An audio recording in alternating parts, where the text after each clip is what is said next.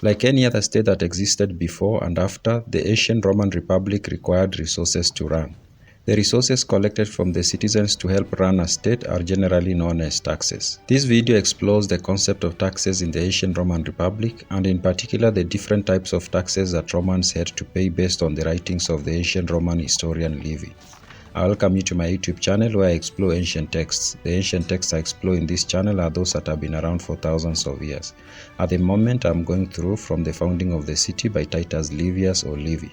This is a collection of books that covers the history of Rome from its founding by Romulus in the 750s BCE to the time when Augustus was emperor, which was close to 0 AD. If you have not subscribed, subscribe so that you do not miss any of the videos I publish.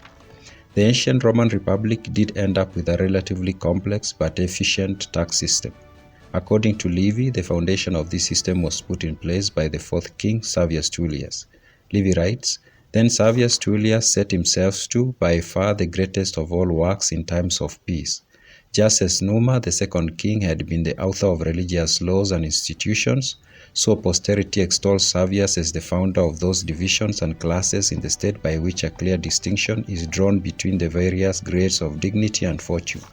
He instituted the censors, a most beneficial institution in what was to be a great empire, in order that by its means the various duties of peace and war might be assigned, not as heretofore, indiscriminately, but in a proportion to the amount of property each man possessed. Indeed, it was based on this system set up by Servius that how much tax a Roman citizen was supposed to pay was determined.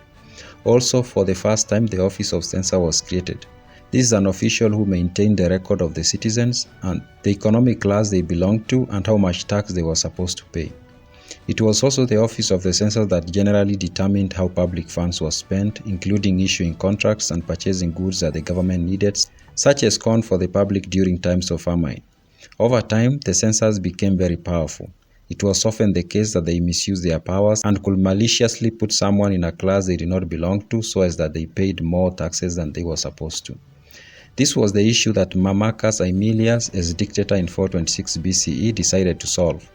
He proposed a law that would have censors serve shorter terms to avoid them misusing their powers. Livy writes, "The dictator made preparation for abridging the censorship, either because he considered its power excessive or because he objected not so much the greatness as the length of duration of the office.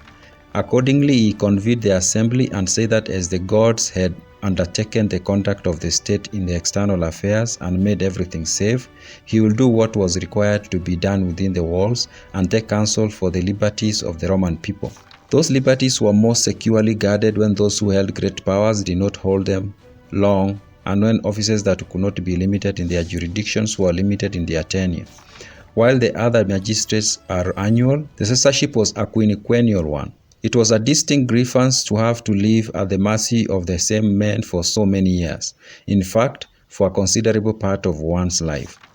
The law proposed by Mamercus limited the terms of a censor to not more than 18 months. It received wide support and it was passed. However, after his mandate expired, the censors punished Mamercus by changing his assessment so that he could pay more taxes. Livy writes, "The censors were extremely angry with Mamercus for having limited the power of a Roman magistrate. They struck him out of his tribe and increased his assessment eightfold and defranchised him. It is recorded that he bore this most magnanimously, thinking more of the cause which led to the ignominy being inflicted upon him than the ignominy itself." But what types of taxes did ancient Romans pay? 1. The levy. This was the signing up to serve in the army. We can consider it a form of tax as every male adult was obligated to serve the Republic as a soldier. Those above the age of 60 were often excluded but could sign up if they so wished and were often employed to protect the city while the younger men were out on expeditions. 2. The war tax. While soldiers, at least initially in the life of the Republic, were expected to pay for their own provisions when serving, the rest of the citizens did pay a war tax that went into paying for war machinery and other critical resources. Livy tells us that when in 400 BCE the Senate passed a law requiring soldiers to be paid a salary, the amount of war tax citizens were expected to pay increased significantly. Indeed, the tribunes of the people had opposed the law for this exact reason. Livy writes, "The tribunes of the plebeians asserted that the arrangement would not turn out such a pleasant thing for the Senate or such a benefit to the whole community as they supposed.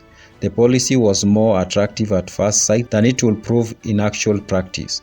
From what source, they asked, could the money be raised except by imposing a tax on the people? They, the senators, were generous at other people's expense. 3. The import duty. Livy does mention the requirement for citizens to pay what he refers to as dues whenever they brought goods into the city. He in particular mentioned this form of tax while telling us about the attempt of Porsena, the king of Clusium, in 508 BCE to reinstate Lucius Tarquinius Superbus, the last king. The consuls are recorded as waiving this tax as part of the strategy to prevent the citizens from welcoming the king back. Livy writes, many concessions were made at that time to the plebeians by the Senate. Their first care was to lay in a stock of corn, and commissioners were dispatched to Fulci and Cumae to collect supplies.